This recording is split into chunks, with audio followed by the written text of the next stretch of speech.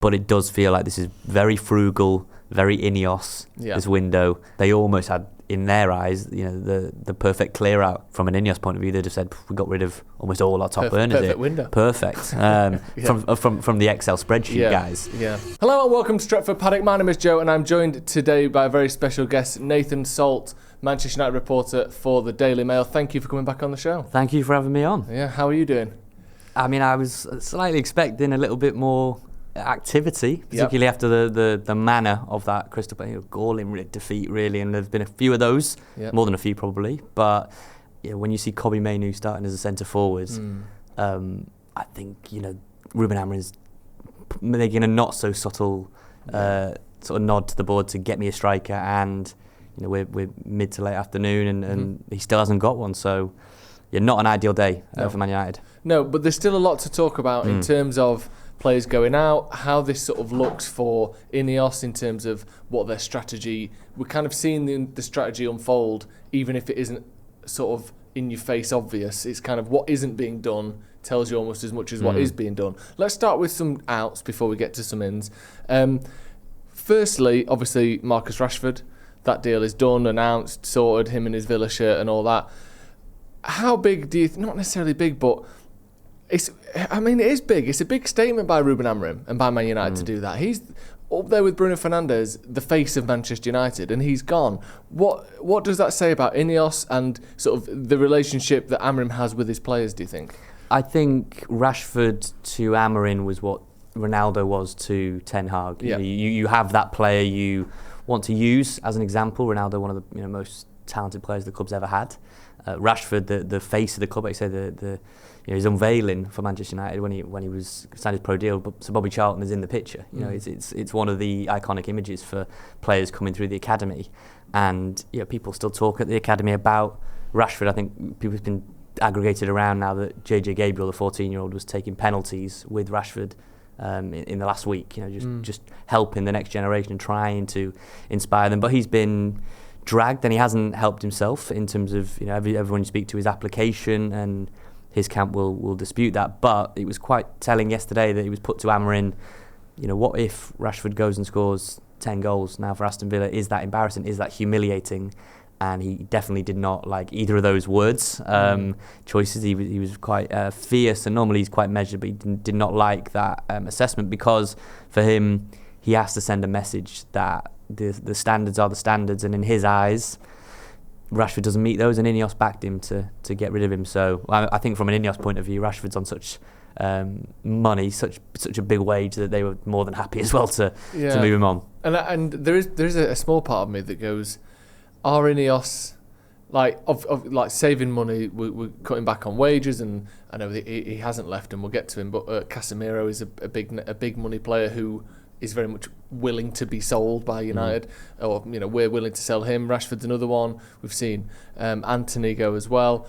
At what point is all this cost cutting going to turn into money spending, or is it ever going to? Because I know we've signed Dorgu, but it looks as though it's going to be a relatively quiet on the incomings front. They're not just doing it to stockpile money, are they? They must have a plan of what's going to happen to kind of make up for all these players that we've got rid of or let go. Yeah, the general sentiment really is that this has been a cost-cutting window, and I think you're seeing that now. And the difficulty with that is you basically wave the flag of competitiveness. Man United are already not a competitive force in the Premier League, and by not replacing players that you're getting rid of, which whether you want Malacia or Rashford or Anthony, a lot of people I don't think are too bothered with those that have gone, but to not replace them, you just limit your squad. You see Martinez go down. I think you're kind of waving the flag, and the question that I would love to know from when Barada met with Amorim, because last time I came on I said, if you give Amorim that ultimatum that you have to come now, it's now or never this job for you, when he was on course to win a title, I said when I came on last time that you have to give him the keys to build this culture that you fell in love with that he did at Sporting. So they haven't done that. They've got him Dorgu and Aiden Heaven, who, with respect, is a much longer term project. And is that what Man United are now? Just a project that bit by bit will get a little bit better. But you have Sir Jim Ratcliffe coming out and talking about ticket prices and all these things going up.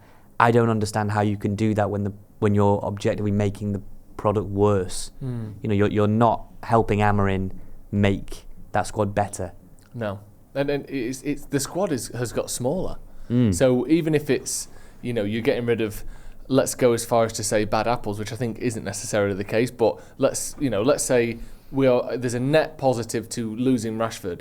Well, there's 30 goals from the 22-23 season that haven't been replaced, and there's even 7 or 8 goals from last season that haven't been replaced. Like, what do you think INEOS and Amorim's kind of, what's the balance there? Is Amorim happy? Do you think he's willing to say, oh yeah, we'll just wait till the summer then? Or do you think he, like you said, he played Maino up front, do you think he's happy with how this has unfolded? Because we're just very thin, aren't we? He can't be. He can't be happy, and you're watching him in these press conferences, and I wouldn't go as far to say that he's haggard or, you know, it's a tough job. I think he admitted himself, he came in, he was a bit nervous. He's settling into the job now, but it does feel like, you know, youngster going through growing pains. It feels like it's just going to get a little bit more painful, a little bit worse. And you know, with this season, I know people are saying, oh, you've still got the Europa League, you know, you've still got the FA Cup on Friday night. And you know, if you come away with one of those, that's a big title. You know, that's what saved Ten Hag in the summer. But it does feel like United need to go right back, strip it right down, get rid of all these big earners and start again, but allow Amorim to go out and get a young, exciting team. Because I think it was said before when Ratcliffe came in that the Casemiro deal like stuck in his throat. He really could not understand how a business would make that deal, would sanction that deal. So bit by bit, you're seeing them chip away at the £300,000 a week earners. Yeah. And they're not. I don't think United under INEOS will go back to having multiple 300 grand a week players. I just don't see the way they are wired. It doesn't seem like they're going to go for these big money spinning players. Yeah, and I think you look at the top teams, and a lot of them don't have loads of those players. And if they do, they're players who've been at the club for a long time, and you're almost rewarding them for what they've done. As well as paying them for the future, like sort of Kevin De Bruyne or Mo Salah or these sorts of players. Virgil van Dijk, I think, is on a lot of money as well. Haaland, another one. But they've done it, and they do it almost every season. Or they have, you know, the likes of De Bruyne and Salah, they've done it 6 or 7 seasons in a row. So even if you don't have a brilliant season, you're kind of worth that money because of your legacy. We like I said, we're kind of doing it the other way around, we're 3-4 steps behind, where we need to get rid of Casemiro, who had a good 7 months at United, but post Carabao Cup 23, 24, 22, 23, whatever it was, has been all right at best. And he's £300,000 a week. Marcus Rashford has been up and down.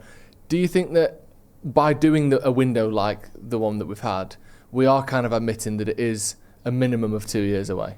Yeah, because before we can, you know, if you look at the summer, like this would be quite an interesting one to look back on. You look back on January, and I always think January as kind of disappointed as fans are with how it's gone so far, and still time for them to pull out something drastic and dramatic. It doesn't feel like that. No. You speak to people at Old Trafford and at Carrington, it doesn't feel like they're on the cusp of, you know, bringing in a superstar.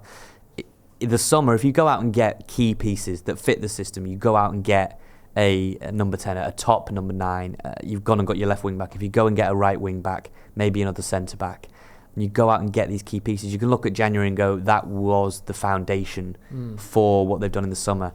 But the proof will be in the pudding. If you're going to cut all these costs, you need to show that it will mean something down the line. Yeah. That's the crucial thing, isn't it? Like, cost cutting hurts, and it might make things worse short term. But like I said, once you start getting to medium and long term, you need to see evidence of things turning around. Just into some specifics then. Tyrell Malacia is going to PSV. It was Feyenoord that he came from, wasn't it? Yeah. Now he's going to PSV. Aren't they pretty sort of fierce rivals, those two? Yeah, I mean, I'm not sure people are going to get too worked up, with respect, over Tyrell Malacia, but yeah, you know, the Benfica deal looked like it was all set, and then the money just wasn't working for there. Celtic were particularly keen on Malacia, but he's going to an environment which he'll be much more familiar with over in the Netherlands than Glasgow, where he would have had a shock with the old firm up there. So yeah, he needed to go. He'd said his goodbyes at the weekend, and then the Benfica deal ended up not coming off. So it was important that they got him out. They've managed to sort that now, going to PSV. So, you know, especially with Dorgu coming in, I mean, Malacia was third choice left wing back, and I think we've seen enough that he came back. I watched his comeback for the 21s at Huddersfield. Yeah. I was quite worried with what I saw, but long time out, I understand that. You've seen him in the first team, he just doesn't look capable, and unfortunately, and he needs a fresh start somewhere else. Yeah, I agree. That is a loan, that one, until the end of the season. Do we know if there's an option to buy or an obligation to buy or anything like that? The details are still coming out from the Dutch side on that one. So, it's one of those where you just kick the can down the road. If there's an option, then it gets to the summer. I think with some of them that there's these obligations, and that's great, and you're forgetting that Jadon Sancho, that will be triggered, so that will generate 25 million or whatever it is if Chelsea finish in, I think it was in the top 14, which is nailed on. It's nailed on. So you are going to get the Sancho money. If Rashford does well and you can move on from Rashford for 40, 45, that generates a lot of money. So suddenly you move Sancho, you move Rashford, maybe you can move Anthony. I mean, man of the match in his first game for Betis, but but that's good. I think you want him to do well. Yep. I know people like to almost meme Man United fans to say, oh, look, he's left Man United. That's great. You don't want him to flop because then he comes back. Yeah. You're not going to get 82 million, I understand that. But if you can get 40 or whatever it is, if he lights it up in La Liga, great, 30, and it'll all just add. And suddenly you might get 150. You'll lose the likes of Lindelof, Evans, you'll lose a few centre-backs. Mm-hmm. Maybe Casemiro. Casemiro, yeah. I mean, that's the key one in the summer. Eriksen will go. Yeah. He's on a pretty tidy wage. There'll be others. And suddenly there'll be a lot of pieces you can fill. And Amorim can go, right, I know he's the head coach. I know he's not the kind of autonomous manager that United have had before, but he will have a say in, right, we've got all these empty spots, and these are the young players that I think can fit in. And that's why I think January is as difficult as it is to stomach, because everybody wants, fans outside Old Trafford at 10:59 celebrating. Gyökeres coming in. Exactly. I want a 65 goal a year striker, whatever he got in 2024. Yeah. That's what we all want as fans, Right. isn't it? The Berbatov moment, the Lukaku, the For Pogba, sure. That's what you think you want. But other than Berbatov, a lot of those moments haven't amounted to anything, have they? Yeah, and I do think when it comes to transfer windows, the thrill of the deal is actually more fun than the deal itself. I mean, people just love the pursuit, they love the chase, tracking the flights and all that sort of thing. Yeah. But for United, I think fans are realistic enough. They've seen all these cuts, brutal cuts on and off the pitch, and it just has to mean something down the line, because that there are people who will defend INEOS and say, look, they are making the decisions that the Glazers weren't willing to make. So they are fronting up and making these massive cuts. And I do think, Malacia, Anthony, if you'd have got Casemiro out as well, Real Betis paying 75% of Anthony's wage, great. He's on north of 200,000. Villa paying at least 75% of Rashford's wage. It's not quite come out yet on the wage split for Malacia, but he won't be on as much. Yep. And so you are freeing up a lot of money. And I think the immediate thing is, we can go and get somebody. But maybe they've just gone, look, this season's this is almost an audit. Let Amorim run the rule over his squads and then get to the summer, and that's when the real squad building, the real sort of excitement can kick in, you'd hope. You'd hope. I mean, looking at a list of United's top earners, and I'm not going to go into the exact numbers because I think a lot of it's speculation, but we know roughly that these are the top earners. You've got Casemiro, who we haven't been able to get rid of, but presumably will go in the summer. You've got Bruno Fernandes, who, unless anything strange happens, I guess is safe. Obviously now, but I mean in the summer as well. Rashford, we are trying to actively get rid of. Mason Mount is an interesting one. And maybe we can come back to him. De Ligt, obviously we've just signed him. I think Maguire again is safe. But then after that you've got Christian Eriksen and Luke Shaw and Victor Lindelof. He's slightly lower, but all in that next kind of bracket down. All of which presumably will be leaving in the summer. And Luke Shaw, again, there's not been too many rumours, but you could imagine him going. Mason Mount's an interesting one though, because he's still got 3 or 4 years left on his deal if we want to extend it. Do you know anything on that front? I know it's a bit of an out of the blue question, but I'm just looking at our top earners and thinking he's barely played for us to say he's right up there. It's been a disaster of a deal. You have to say that it's. I understand at the time that you say, well, he would have been available for free the following summer. Clubs don't always operate like that, in that you don't know what's going to happen next season in the summer. Things can move quickly. You end up somewhere else. Did he really want to leave Chelsea? I'm not so sure he did. Yeah. That's not to say, he's been mightily unlucky with injury, but I just didn't get that signing when it was made. I don't think he fits. He fits better now as one of the 10s in this setup. And you look at it and go, much of this window was focused on Garnacho out. That was all the messaging that Garnacho is gonna go and he will generate a level of PSR, a level of pure profit that is immense, because United signed Mount, and for Chelsea that was crucial for pure profit. And so this was kind of the reverse. If he was going to end up at Chelsea, it's expected now that he will stay. And staff have been really impressed with how he's applied himself after the little to-do in Pilsen. It was kind of, did Amorim feel disrespected by Garnacho? And anyway, he's knuckled down, and it's not been a perfect fit, but I think you can see he is trying Garnacho, and so much of the window was focused on him. But he's playing in that number 10 role now. Mainu has looked better. Amorim does not trust Mainu as one of the deeper two midfielders, which is why Fernandes is sitting in there. I don't expect Fernandes to be in one of those 10s long term. I think he's seen as somebody that can dictate the play, dominate the ball for Man United. He's probably the best player in the team, if not definitely the best. So you get him on the ball a lot. And I don't know with Mount, does he trust his body? Will he get a fair crack of the whip? Because Amorim has said before that he is excited to work with Mason Mount. He is someone who has played this system before. He can, because he's not a central midfielder really, but he's not a false nine either. So that number 10 does work for him. But he's a bit like Luke Shaw. Every time you come back, you have a little niggle and you're out again. Yeah, it's bizarre, and they've been like chunky injuries as well. They're like the other is the one that he's currently out with. He went down and it looked a bit painful, but then I thought, okay, maybe a couple of weeks, bit of precaution. Let's say 2 or 3 months. So it was like a bit like big torn muscle type injuries for relatively. And obviously injuries don't always look, like a car accident happening on the pitch. But you think every time he gets an injury, it's 10 weeks out. It's bizarre how his body's sort of failing him at the moment. Just a bit more on the Garnacho situation then. Back to Rashford as well. So they both got dropped for the game a couple of months ago, and since then Garnacho's straight back in the squad, and then now starting most games again. Rashford hasn't been in any squad except one since that happened. You said before that Rashford and his camp would disagree with this idea that he's not training properly, or that there's been hints to off the field things, because Amorim says, I watch you whatever you're doing, and it's I think he's mentioned the word sort of lifestyle I think in the past, and obviously that has connotations with it. How can there possibly be a disconnect between Rashford and his team and Amorim, between what is the truth on this? Because only one person gets to win, and that's the manager. What would Rashford and his sort of team say that Amorim, like, does he not know what Amorim wants? Like, I can't get my head around it, honestly. The statement was unwise. I will say that, when he came out and spoke to Henry Winter and said, and I think Henry's been on the channel and explained that, and I don't think that was wise. That was nuclear communication, really, that I think caught the club off guard. I think they only knew just before.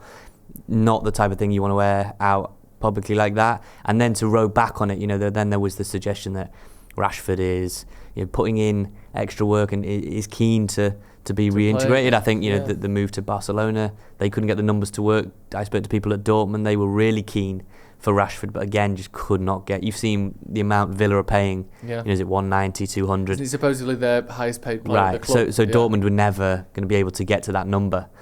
So they really tried for a long time, and did he want to go to Dortmund?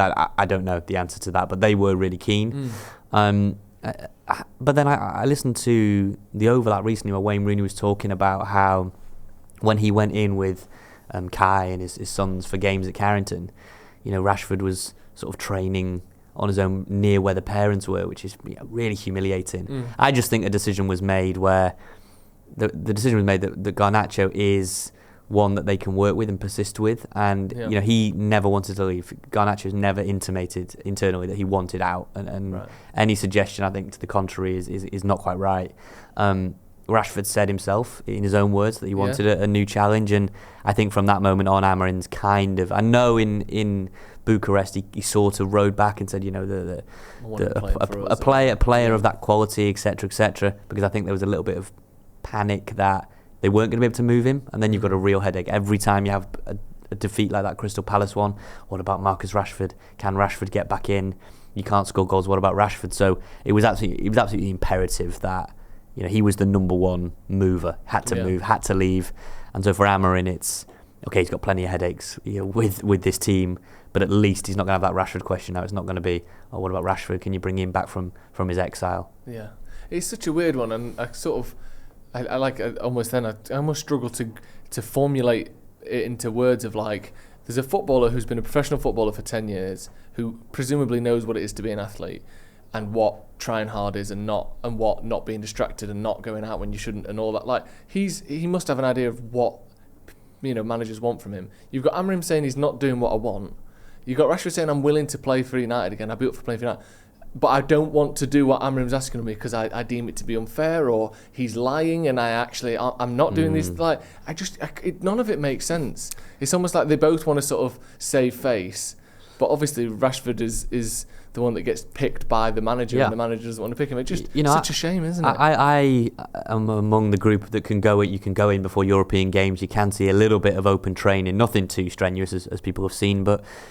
Last time I went in ahead of the Bucharest game, I know Rashford didn't travel, but he was in good spirits. I mean, they're not doing much, just doing a rondo, but he wasn't sort of pouting or having a laugh, plenty of smiles. Having a sort of a joke with Bindir and Xerxes and whatnot. Now that's obviously such a small moment that I can't really draw too many conclusions from, but it is peculiar. I think for Rashford, the best message you can send, if you think you've been really unfairly treated and you've been scapegoated, if that's how you feel, then go to Villa and tear it up. You're going to be in a front three with Ollie Watkins, Morgan Rogers.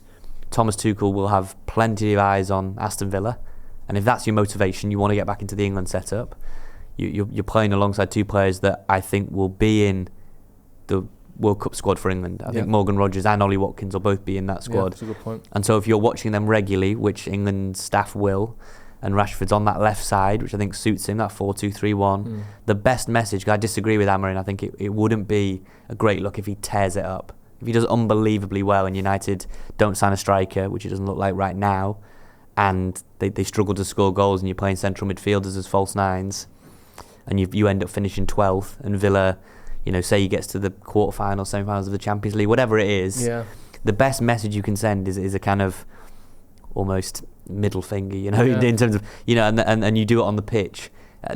Too much is said now on, Instagram captions and statements and interviews to just play really well. And Unai Emery's got a great track record with attackers. I think if you've seen the development of Morgan Rogers, Rashford should be licking his lips, really. It's just how much does he want it? And we'll soon find out. Yeah, and presumably because of those wages, he will be playing, or at least be given a good opportunity to be playing for Villa. And, when he's at his best, I think he is their best attacker. He would be their, it's, no offence to Aston Villa, but they had one Champions League finish in the last, I don't even know how many years, right. 40 years or something. So he can go there and make a real mark and, like you said, almost show everyone that I'm still a great player, but he's got to do it, hasn't he? Just on the incomings, or maybe sort of lack thereof. Why do we think that there's been we've had such a difficult time bringing players in? We've got Dorgu, we've got Aiden Heaven, which obviously the Heaven one's a very different thing. That's essentially getting a free transfer almost, isn't it? From an academy player is very different. Why have we had so much of a hard time bringing players in?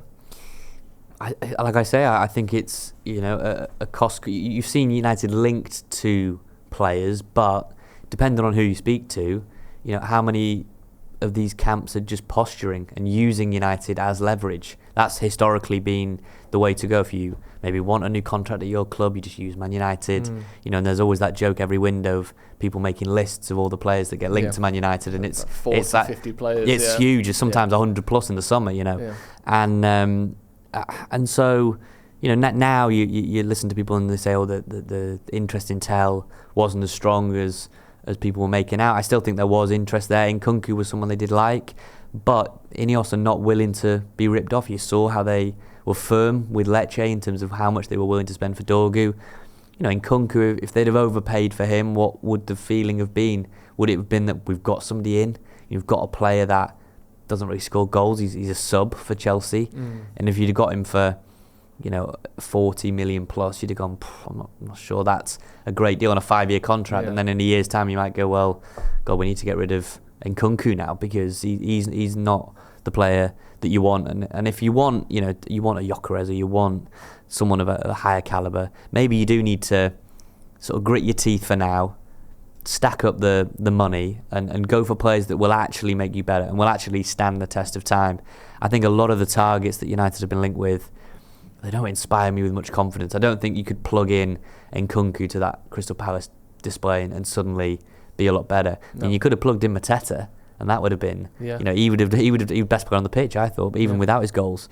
So, Nkunku, Leon Bailey was one United quickly ruled out. I mean, that's not really going to move the needle. There's so much to fix at Man United, and if it is just a Dorgu as a kind of prominent first team player, I think that is a firm sign that it's all being geared towards the summer, which is a tough sell when you're still expecting fans to turn up every week and buy into this product. It's really bad. I know I'm stating the obvious here, but it isn't great. Amorim rolled the dice to try and say, get me a striker. He's clearly not all in on Højlund. I think Højlund's had quite a few chances. I know he doesn't get loads of service, and that's a big debate. That does he get the service? Is he wasteful when he gets it? Evidently he's almost on trial now in terms of can he prove it himself. Xerxes, deserves some credit for coming back from that Newcastle sub. But again, not someone you can rely on. Ahmad, they can't seem to decide if he plays right wing back where I think he should be playing. He's going with five defenders on the pitch. Some of it is on Amorim too. Look, that when he arrived, he was under the assumption that he was going to have to maximise and improve the players at his disposal. Yeah. So that was made abundantly clear to him that he was going to have to improve those that are there. Has he made huge improvements on a lot of those players? I wouldn't say he has, but I don't know. I'm a big trust the process guy. Yeah, and me too. I think the last recruitment drive has really set the club back. If you look at the money they spent, the wages, the length of contract, and it doesn't get fixed overnight. It doesn't, and PSR was an issue, and all these words that people hate because they're boring and they're not winning football matches, and it's not fun, it's not sexy in the transfer window. When you're seeing rivals at City going and splashing ridiculous amount of cash and Liverpool top of the Premier League, but I like I say, I do just think you have to ride this season out, and if the summer comes around and we're back chatting here, Joe, and they have another somehow cost cut in there and nobody comes in, then we can start to panic. Then you can start to panic, and then you can go, what are we actually doing here? What is the idea? What are you trying to sell the fans on? Are you trying to be competitive, or are you trying to be profitable? And that's when you'll get the answer in the summer, which is not super fun on deadline day. You really want, and who knows, maybe there will be that dramatic late move, and they'll pull the wool over everyone's eyes, and everyone will be happy come 11:01, or you get that lovely deal sheet that comes in on the yellow ticker, and everyone's super excited of a deal going through. But it does feel like this is very frugal, very INEOS, this window, and they almost had in their eyes, the perfect clear out. If you'd have got Casemiro out to Roma, I know they were keen on a loan move. From an INEOS point of view, they'd have said, we got rid of almost all our top earners. Perfect window. Perfect. From the Excel spreadsheet guys. Yeah. But you do look at Amorim, and we're there questioning him, saying, how can you get this team to score more goals? And he's looking, going, we've got Højlund, who hasn't scored for 37, 38 games now, Premier League games. Xerxes, not a, he himself said he's a 9.5, not a thing. Ahmad is not a striker. 9.5 isn't something people want, is utterly ridiculous statement that as well. I don't know why you would say that, but that's nonsense, honestly. But you then have Ahmad, who's not. We thought maybe he would have been that centre forward against Palace. It wasn't to be. No. I just think Amorim's got to get to the summer. Hopefully, it's not going to get loads better. Hopefully, it gets a little bit better. Yeah. You get a deep run in the FA Cup. And that'll give you some respite, give you something to believe in. Yeah. But really, he's got to get to the summer knowing full well who he wants to keep and who wants to move. Because if you do that, you go, right, we're rebuilding. We're rebuilding, and we've got money. We've got big wages gone. We're going to bring people in on more frugal wages. We're going to bring young players in that their value should go up. Man United are terrible for having players. I think I said it before that, United signed players, and by the time the ink's dried, they've lost 10 million in value. It's there's no real club like it. They can't seem to have appreciating assets. No. So you're looking at Dorgu, you're looking at Heaven. If those two do really well, they'll be worth a lot more than they were signed for. And I think that will be the model. You're looking at Jason Wilcox, a lot of young players now, and that's what I expect going forward. So I expect much better wages, much more sort of financially sensible moves, but you have to show fans that you're trying to be competitive, and if that doesn't come in the summer, then the knives will be out. Yeah, I mean, there's been a little bit of news, just sort of further news on the Tell deal. This is from James Ducker in the Telegraph, saying that United were unwilling to pay the $5 million loan fee that Bayern wanted. Again, that aligns very much with the frugal kind of cost and cutting and spending of INEOS, doesn't it? If that is true, and we've got a lot of time for James. That'll no doubt be absolutely spot on. Yeah. But the question you then ask is, so you're not trying to be competitive. You're not trying to give Amorim. It's not my money. I can say just spend $5 million, get the loan in. The fact you aren't willing to do that when you've freed up a lot of money from the Rashford wages, a lot of money from the Antony wages. You can't score goals at all now at the minute. It's 18 games in the first half, no goal. You're so dependent now on maybe a bit of magic from Ahmad, a bit of magic from Bruno. Ugarte's not a goal threat. Garnacho's adapting to a new system. Højlund is not a goal threat. So, I don't know, stuff like that I don't think helps United here. They tried to spin it in the sense of it was a lot of journalist talk, it was a lot of agent talk. We weren't as interested as people made out to be. And then you see reports like that and go, no, actually, it was a financial decision again. And you can only make so many of those before fans start to lose faith in what you're doing. Yeah, I mean, this is just something I'm looking at the league table now, which is weirdly, I mean, you might not be surprised by this, I don't do that often these days. Right. I don't look at the league table as often as I used to, because it's all sort of irrelevant. We're not going to get relegated. I'm going to feel very. I'm safe in saying that. Yeah, we're a million miles away from European football at the minute. So for now, I'll check it once a week or whatever. But past you'd analyse it and you do the whole. Here's the games between now and the season. I'm going to predict what we're going to do. But you mentioned the goals. We've got 28 goals from 24 games. We were just over 2/3 of the way through the season. Or sorry, just under 2/3 of the way through, and we're going to get somewhere in the region of 40 goals, 42 goals. Yeah. It was 56, 57, 58 in the last 3 seasons, or somewhere in that region, the high 50s, the last 3 seasons. And I said this last season, I said it the season before, Ten Hag's first season in particular, roughly speaking, teams get 1 point per goal that they score across a league season. Right. So for instance, right now, Liverpool, to prove my point, have scored 56 goals and have 56 points.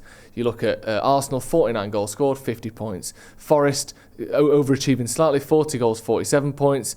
But roughly speaking, Chelsea, 45, 40, etc.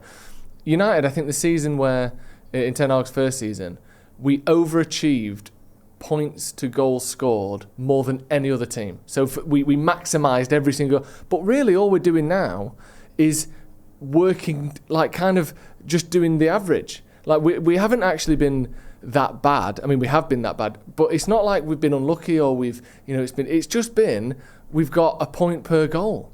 Like, we've got 28 goals scored, 29 points. Yeah. So we're just where we deserve to be. Yeah. There's a huge and this has almost been on a lag from the last few seasons where we've struggled to score goals since Solskjaer left, really, and even in his last season. Like, that's a huge problem, isn't it? Like, how are we going to make up? You want to end the season on 85, 90 points, so we need 90 goals. How is that going to happen like this? Yeah, I mean, you look at it and go, 3 of those goals were against Southampton. Was it 4 against Everton? Yeah.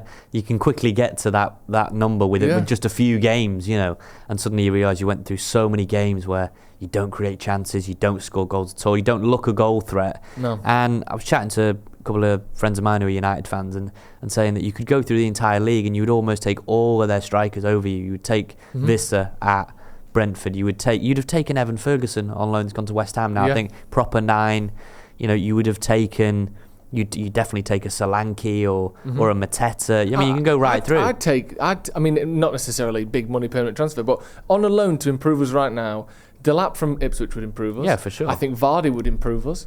For 4 months till the end of the season. Obviously, Cunha would improve us. That's for sure, clear. yeah, to give him. He's a very good player. You look at West Ham, I know he's not a striker, but Paqueta would massively improve us. They've got, what's his name, Kudus as well, who would massively improve us in terms of attack. We can go through, like you said, you can go through the whole league. And everyone's got attackers that would make us better. Now, obviously, it's a little bit negative. We're looking at the downside. I do quite like the idea, though, that we are having an actual reset here. Yeah. And when you go through those top earners at the club, I think something like 7 of the top 10 are either on their way out or have already left. Is this kind of, like you said before, almost punishment and payment for how the Glazers have run Man United for the last 10 years? Did this need to happen? Where it looks almost hopeless and all the big names are leaving and players on big money are leaving Man United and it's not obvious how it's going to get fixed. Did this need to happen, do you think? Yeah, I mean, look, Amorim in that press conference after the Palace game said, we are trying everything. We are giving everything to make a move. Yeah. That tell suggestion would say they're not. But he said, he kept saying, we don't want to make the mistakes of the past. Yeah. Don't want to, and definitely internally there's been a feeling that they don't want to make a panic move because they've paid for that before and they're paying for it now. Some of the signings they made, I know it's easy to say with the benefit of hindsight, but even at the time you thought, that's a fairly interesting move, very strange move, and they haven't worked out. Hoyland, huge money, and I don't want to just dig him out personally, but 72 million on him, that was always going to be a tough ask for him to deliver to that effect. And I think United are just trying to flip the script now under INEOS to say, no, we're not just going to cave to get players, and Kunku a good example of that. Even Tell, they clearly don't think a 5 million loan fee is worth a player that I don't think has scored this season, or he's got one goal. So hardly the most prolific name that was going to come in. But you just wanted somebody, right? But I think for them it's a case of that they're looking at it going, right, we are clear this needs to happen. We've got to get away from almost Galactico type signings and go for players that fit a system and are valuable down the line, because the way it's going as well, Man United's academy, brilliant. I've watched so many games and I listen to Finn on here when he comes on, and United are not very good at selling their academy players. No. You look at others, Chelsea, Arsenal, City, that they all can sell players for big money, and that will fund your first team. And there's a lot that needs to happen at United, particularly getting away from this sort of big £300,000 a week model. You can have one or two, a Bruno and maybe one or two others, because you do need top players when you're back in the top 4 in title contention. But I think this hard reset, as difficult as it is to swallow, is very much necessary. I mean, just you mentioned City there. The James Trafford one is incredible, I think. Like, he'd never played a game outside of League One. Man City goalkeeper, obviously. He's a goalkeeper, so usually the cheapest position on the pitch. And they got 15 million quid with a potential to go up to 19 million for him. That is astonishing, isn't it? When you think that would put him as, I think, United's 7th best ever sale if we could, get 19 million quid for someone. And that's a keeper that had only ever played for Accrington Stanley and Bolton. Yeah. And United have got players who, go to first teams for Champions League clubs who we get 15, 20 million for. It's remarkable, really. Just sort of finally then, in terms of the summer, do you expect? You've alluded to it, obviously, but Kenda's been one that's been mentioned from Sporting. Obviously, Gyökeres is another name that keeps being mentioned. Do we think that we've sort of kept our powder dry a little bit? Firstly, because we want that money for the summer when the market's usually a bit more free and open. And secondly, do the likes of Bayern Munich think Man United are being run differently now? They didn't want that. We spent 10 million quid on the Sofian Amrabat loan fee. And then you're desperate for a striker and you got Tell on the line and you don't want to spend 5 million. Are we trying to push a message out that it is different now? You won't take Man United for mugs anymore. Yeah, I mean that is a positive if they can. It's still very difficult to do because there is that feeling of desperation, and that won't go away in the summer. If Man United finish 12th, finish 13th, 14th, everyone will know that there's blood in the water, and Man United need to make big moves. And will Sporting be super gracious in selling Quenda or Gyökeres? I doubt it, in terms of they will want big money, but I think they are keeping their powder dry. He's clearly got players in mind that he wants. Desperately needs a right wing back. Wing backs make or break this system. You've seen it. You play Mazraoui with respect. Mazraoui's regressing because he's not a wing back, and he's looked a little bit better at centre back, but he's just a depth piece for me now. I know he's done well when he came in, but it isn't quite working now. He doesn't offer enough going forward. Ahmad looks a lot better at right wing back, but evidently he quite likes playing Ahmad a bit further forward. So if you can get Quenda, that's a big one. Yeah. I actually think centre back wise, losing Martinez for that long is devastating, because he is the ball player for Amorim. But you look at it and go, De Ligt, I don't think it's been bad. I think he gets an unfair rap. Yeah, I think he's been good, De Ligt. I think he's been a solid sign. Yeah, I do. I think he's had poor moments in certain games, but who doesn't? Man United are full of poor moments this season. Looked a bit flaky against Porto away. Right. Although I feel like that people are like, he's been crap. We all want him to be crap because he's this Ajax kind of the next Beckenbauer, and he hasn't become that, so he must be terrible. Yeah. I think he's been 7 out of 10 or above most weeks for United. Yeah, Maguire, I know he played really poorly against Crystal Palace, but again, not many played well there. He's been very good, stood up tall. Ugarte still thinks a bit of a slow burn. I think he's getting better. Yeah, I think he's getting Fernandes is Fernandes. So when I look at the team, and I keep telling my friends, and they're getting a little bit jittery about Amorim maybe, or the way Man United's being run, the road they're going down, I sort of go that there are quite a few pieces in there that I quite like. It isn't a squad that I think, oh God, this is awful. I know they are where they deserve to be. Yeah. They're not hitting their potential, the ceiling, these players. But this is why I've long held the opinion that finishing outside of Europe entirely would be a blessing in disguise, because you would get these new players and you would have one game a week, you would have ample training time, and that's when I think you can fairly judge Amorim and go, look, you've had all week to prepare for Brighton and you've just lost 3-1 at home or something. Yeah. And then you suddenly go, what are you doing? You haven't got. Then you play the following week and you play West Ham away and you get turned over there, and suddenly you can start pointing fingers. But you give him players. I keep saying this. You got him. You prized him away because you liked what he'd built there. You've got to allow him to build it. They haven't this window. They've gone and got a left wing back and an academy centre back. That's not going to move the needle. There's a lot of these players that are fighting to prove they can be part of it down the line, but yeah, it's there's a lot in there that I don't dislike. There's a lot of players that I think can be useful down the line, and all the ones that you mentioned about getting rid of, they're already non-factors. Casemiro doesn't play. Eriksen gets sort of garbage time minutes at the end. Rashford wasn't playing. Anthony wasn't playing. Shaw's not playing. Shaw doesn't play. Yeah. Mount doesn't play. So there's a lot of players that you think, well, yeah, we kind of want to move on from them. Then they're non-factors now. So the ones that are, okay, yes, they're not performing. I'm not going to come on here and say they're playing well, but that there are pieces there that I quite like, that I think you can build with if you add the wing backs and you add a proper 9, and suddenly that formation and that system looks more natural. It fits, it flows a bit better. Right now you've got 2 wing backs who seem scared to go over the halfway line. You've got a 9 that it might be a central midfielder, or it's just Højlund with his back to goal, feeding off scraps. He can't do a lot with. Can't seem to decide where he wants to play Mainoo. You've got Ugarte is going to be running to the ground because there's no other real option in there.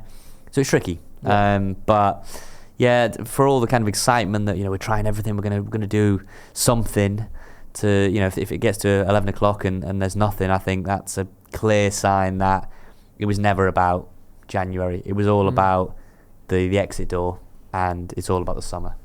Right. Well, there's a little bit of positivity in there, I think. I mean, it's not, like you said, the all guns blazing, here's 150 million like City are doing, but we're not in the position that they're in. We are struggling with PSL. We need to get some of these big earners out and actually have a proper clear out and reset. I just hope that the sort of public and INEOS opinion of Amorim doesn't get kind of whittled away in these months. That would be my big worry, is that you end up having a season like we did this year with Ten Hag, where he starts the season going, right, it's got to be good straight away because we spent. I just hope people give him time and INEOS give him time. And I mean, I will. You and me both. I will end on saying that it just has to mean something in the summer. It's all well and good cutting the cost. It just has to mean something. It has to mean you go and get that proper number 9, that like top tier, decent number 9. Has to mean you go and get the wing backs. Has to mean you you do improve the squad. It's all well and good getting rid of people, but you can't just keep tying Amarin's hands behind his back and just say, work with what you got, this is it. No. This window, for as sort of disappointing as it's been, you look at it very differently in the summer. If you sat on here with Jay and others and you're toasting Gyökeres and Quenda and all these other players, right? It means something. So that's what I would say. It's as disappointing as it is now. Just try and grit through it, and in the summer you just best hope that it means something. Thank you very much, Nathan. Thank you for coming on, as always great to chat to you and get you on, and we'll put the links to all Nathan's social media and stuff and his work at the Mail in the description as well. Thank you for coming on. Appreciate deadline day as well. I mean, it's not the busiest of deadline days, but it's great to have you on the channel once again. Thanks for having me on. I appreciate it. Cheers. Thank you for watching at home as well. Hit like on the video if you haven't already. We'll see you in a bit.